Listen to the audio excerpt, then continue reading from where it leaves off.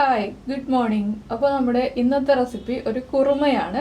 നമ്മുടെ അപ്പത്തിൻ്റെയും ചപ്പാത്തിയുടെയും പൊറോട്ടയുടെയും ഒക്കെ കൂടെ കഴിക്കാൻ പറ്റിയ നല്ലൊരു സൈഡ് ഡിഷാണിത്. അപ്പോൾ നിങ്ങൾ ഈ രീതിയിൽ കുറുമ ഉണ്ടാക്കി നോക്കിയിട്ടില്ലെങ്കിൽ കയ്യിലുള്ള വെജിറ്റബിൾസ് ഒക്കെ ഉപയോഗിച്ചിട്ട് ഇതുപോലെ ഒന്ന് കുറുമ ഉണ്ടാക്കി നോക്കിക്കോളൂ, നന്നായിട്ട് ഇഷ്ടപ്പെടും. അപ്പോൾ എങ്ങനെയാണ് നമുക്ക് ഈ കുറുമ ഉണ്ടാക്കുന്നതെന്ന് നോക്കാം. നമുക്ക് നമ്മുടെ കുറുമയ്ക്ക് ആവശ്യമായിട്ടുള്ള ഇൻഗ്രീഡിയൻസ് നോക്കാം. നമ്മൾ ഒരു 1/4 കപ്പ് ഗ്രീൻ പീസ് വെള്ളത്തിൽ സോക്ക് ചെയ്തെടുത്തിട്ടുണ്ട് 8 മണിക്കൂർ.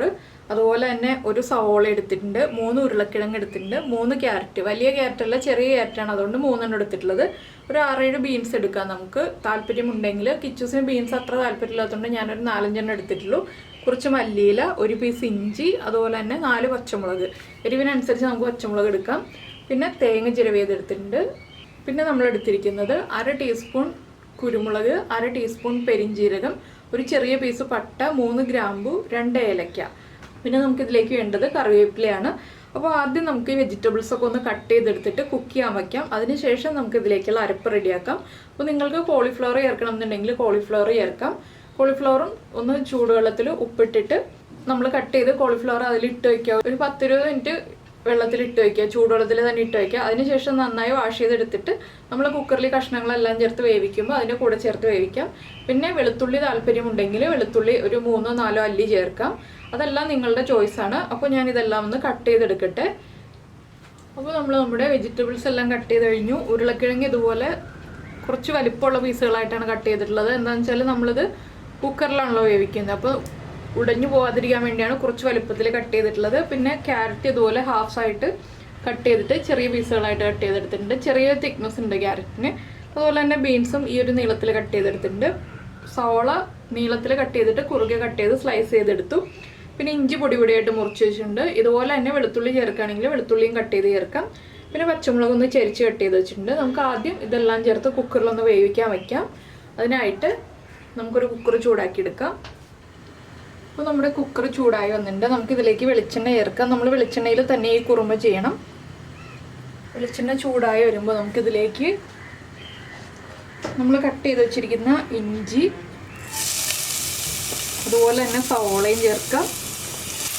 ഇനി സവോളയും ഇഞ്ചി ഒന്ന് വഴറ്റിയെടുക്കണം. ഇതിലേക്ക് നമുക്ക് കുറച്ച് ഉപ്പ് ചേർത്ത് വഴറ്റാം.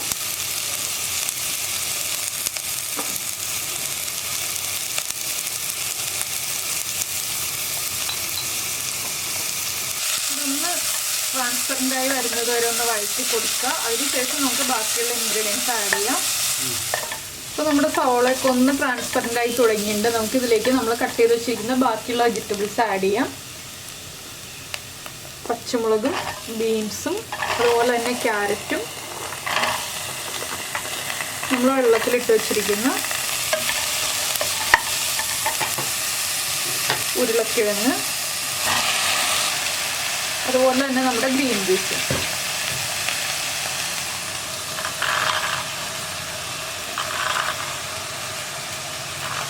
നിങ്ങൾ എടുക്കുന്ന ഗ്രീൻ പീസിൻ്റെ കുക്കിംഗ് ടൈം അനുസരിച്ച് നമ്മുടെ മൊത്തം കുക്കിംഗ് ടൈമിൽ വ്യത്യാസം വരും. ഇത് വേഗം കുക്കാവുന്ന ഗ്രീൻ പീസാണ്.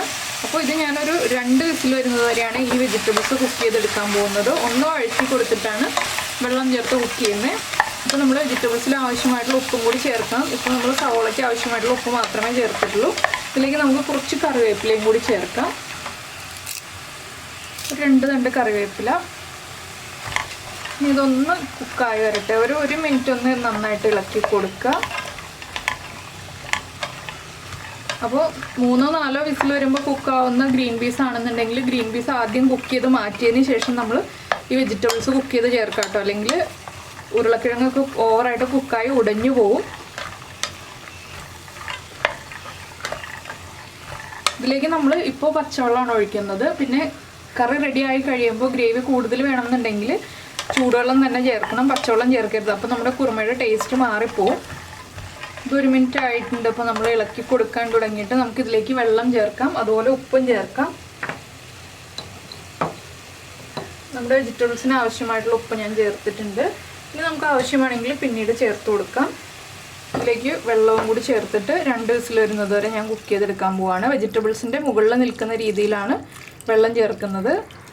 അപ്പോൾ ഇതൊന്ന് കുക്കായി വരട്ടെ. ഇതിലേക്ക് ഇപ്പോൾ പൊടികളൊന്നും ചേർക്കാനില്ല. നമുക്ക് കുറച്ച് കഴിഞ്ഞിട്ടേ നമ്മുടെ അരപ്പൊക്കെ റെഡിയാക്കി കഴിഞ്ഞിട്ടേ നമുക്ക് പൊടികളൊക്കെ ചേർക്കാനുള്ളൂ.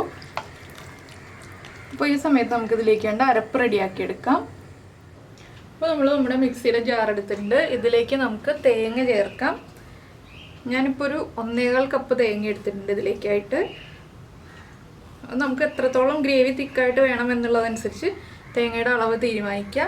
പിന്നെ നമ്മൾ എടുത്തു വെച്ചിരിക്കുന്ന ഈ സ്പൈസസ് ഉണ്ടല്ലോ, പട്ട, ഗ്രാമ്പു, ഏലക്ക, കുരുമുളക്, ഇതെല്ലാം ചേർത്തൊന്ന് അരച്ചെടുക്കാം. നമുക്ക് ഒരുപാട് വെള്ളം ചേർത്ത് അരയ്ക്കേണ്ട, കുറച്ച് വെള്ളം ചേർത്ത് അരച്ചെടുക്കാം. ഇപ്പോൾ നമ്മൾ നമ്മുടെ തേങ്ങ പകുതി അരച്ചെടുത്തിട്ടുണ്ട്. ഒരുവിധം അരഞ്ഞു കഴിയുമ്പോൾ നമുക്കിതിലേക്ക് ഒരു 5 കാഷ്യൂനട്ട് ഫുള്ളായിട്ട് ചേർക്കാം. സ്പ്ലിറ്റ് ചെയ്തതാണെങ്കിൽ 10 എണ്ണം ചേർക്കാം. ഇനി നമുക്ക് കുറച്ചുകൂടി വെള്ളം ചേർത്ത് ഇതൊന്ന് അരച്ചെടുക്കാം. കാഷ്യൂനട്ട് ചേർക്കുന്നത് നമ്മൾ കോൺഫ്ലോർ ചേർക്കുന്നതിന് പകരമാണ്, അല്ലെങ്കിൽ നമുക്ക് കോൺഫ്ലോർ ചേർക്കാം കേട്ടോ. അപ്പോൾ കാഷ്യൂനട്ടിൻ്റെ ടേസ്റ്റ് കിട്ടില്ല. കോൺഫ്ലോർ ചേർക്കുകയാണെങ്കിൽ, കോൺഫ്ലോർ ചേർക്കേണ്ട സ്റ്റേജ് ആകുമ്പോൾ ഞാൻ പറയാം. കോൺഫ്ലോർ ആണ് ചേർക്കുന്നതെങ്കിൽ പിന്നെ കാഷ്യൂനട്ടും കൂടി ചേർത്ത് നമുക്ക് അരച്ചെടുക്കാം. അപ്പോൾ നമ്മൾ നമ്മുടെ അരപ്പ് അരച്ചെടുത്തിട്ടുണ്ട്. നമ്മുടെ കുക്കർ പ്രഷറൊക്കെ പോയി കഴിഞ്ഞിട്ടുണ്ട്, കഷ്ണങ്ങളൊക്കെ വെന്ത് കഴിഞ്ഞു. ഇനി നമുക്ക് അതിലേക്ക് ബാക്കിയുള്ള കാര്യങ്ങൾ ആഡ് ചെയ്യാം. അപ്പോൾ നമ്മളൊരു പാൻ ചൂടാക്കാൻ വെച്ചിട്ടുണ്ട്. ഇതിലേക്ക് നമുക്ക് കുറച്ച് വെളിച്ചെണ്ണ ചേർത്ത് കൊടുക്കാം. ഇതെന്താണെന്ന് വെച്ചാൽ നമുക്ക് കുറച്ച് മല്ലിപ്പൊടി നമ്മുടെ കഷ്ണങ്ങളിലേക്ക് ചേർക്കാനുണ്ട്. അതിന് വേണ്ടിയിട്ടാണ് വെളിച്ചെണ്ണ ചൂടാക്കുന്നത്. വെളിച്ചെണ്ണ ഒന്ന് ചൂടായി വരുമ്പോൾ നമുക്കിതിലേക്ക് ഒരു 1/2 ടീസ്പൂൺ മല്ലിപ്പൊടി ചേർത്ത് കൊടുക്കാം. ഒരുപാട് വെളിച്ചെണ്ണ ചൂടായി വരണ്ട, എന്താണെന്ന് വെച്ചിട്ടുണ്ടെങ്കിൽ പൊടി കരിഞ്ഞു പോവും. അപ്പോൾ പൊടിയൊന്ന് നന്നായിട്ട് കുക്കായി വരണം, അതുവരെ നമ്മളൊന്ന് ഇളക്കി കൊടുത്തുകൊണ്ടിരിക്കുക. അപ്പോൾ ഞാൻ ഈ സമയത്ത് കുക്കറൊന്ന് തുറക്കുന്നുണ്ട്. കുക്കറിലേക്ക് നമുക്ക് മല്ലിപ്പൊടി കുക്കാവുമ്പോൾ തന്നെ ചേർത്ത് കൊടുക്കേണ്ടതാണ്. മല്ലിപ്പൊടിയുടെ റോ ടേസ്റ്റ് മാറി വരുന്നത് വരെ നമ്മളൊന്ന് ഇളക്കി കൊടുക്കുക. ഇതിലേക്ക് മഞ്ഞൾപ്പൊടിയോ മുളക് പൊടിയോ ഒന്നും നമ്മൾ ചേർക്കില്ല കേട്ടോ. നമ്മുടെ കുറുമയുടെ കളർ വൈറ്റ് കളറാണ്. അപ്പോൾ ഞാൻ ഫ്ലെയിം കുറച്ചു. നമുക്ക് ഈ മല്ലിപ്പൊടി ഇതിലേക്ക് ചേർത്ത് കൊടുക്കാം.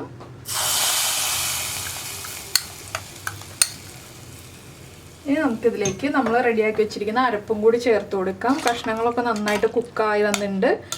ഗ്രീൻ പീസ് ഒന്നും കണ്ടോ, ഉടഞ്ഞു പോയിട്ടില്ല, ആവശ്യത്തിന് കുക്കായിട്ടുണ്ട്. അപ്പോൾ നമ്മൾ ഫ്ലെയിം ഓൺ ചെയ്ത് വെച്ചിട്ടാണ് അരപ്പ് ചേർക്കാൻ പോകുന്നത്. ലോ ഫ്ലെയിമിൽ വെക്കണം. ഈ സമയത്ത് നിങ്ങൾക്ക് ഗ്രേവി കൂടുതൽ വേണമെന്നുണ്ടെങ്കിൽ വെള്ളം തിളപ്പിച്ചത് ചേർക്കാം. ഞാനിപ്പോൾ ഇനി വെള്ളം ചേർക്കുന്നില്ല, ഈ അരപ്പ് മാത്രമേ ചേർക്കുന്നുള്ളൂ. പിന്നെ കുരുമുളക് പൊടിയാണ് കയ്യിലുള്ളതെങ്കിൽ ഈ ഒരു സ്റ്റേജിൽ ആഡ് ചെയ്യാം കേട്ടോ.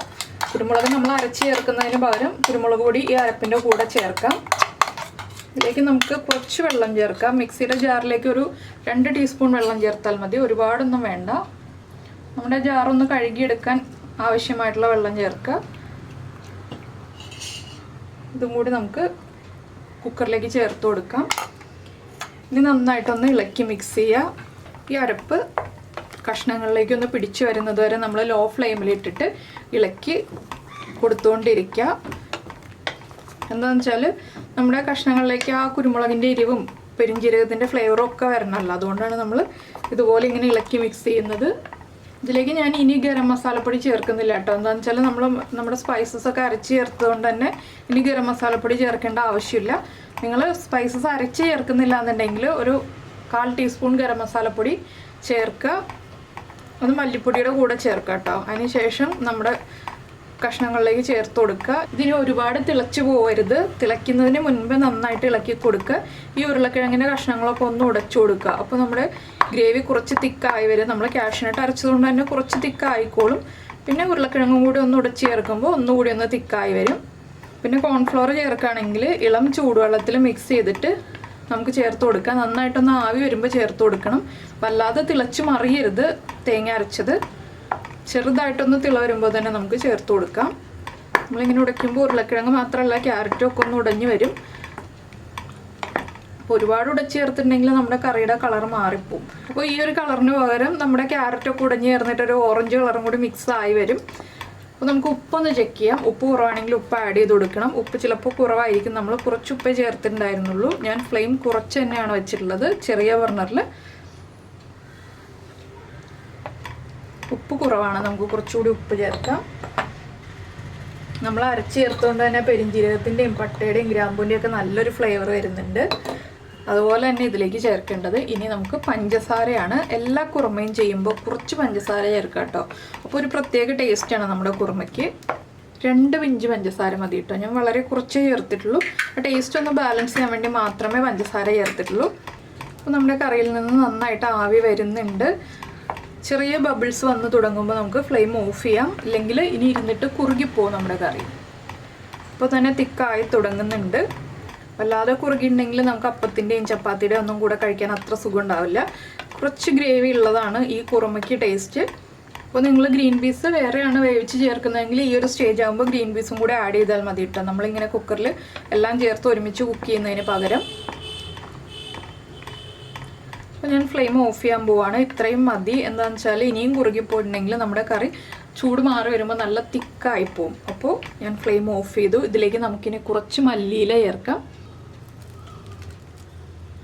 മല്ലിയിലയും കൂടി ചേർത്തൊന്ന് ഇളക്കി മിക്സ് ചെയ്യാം.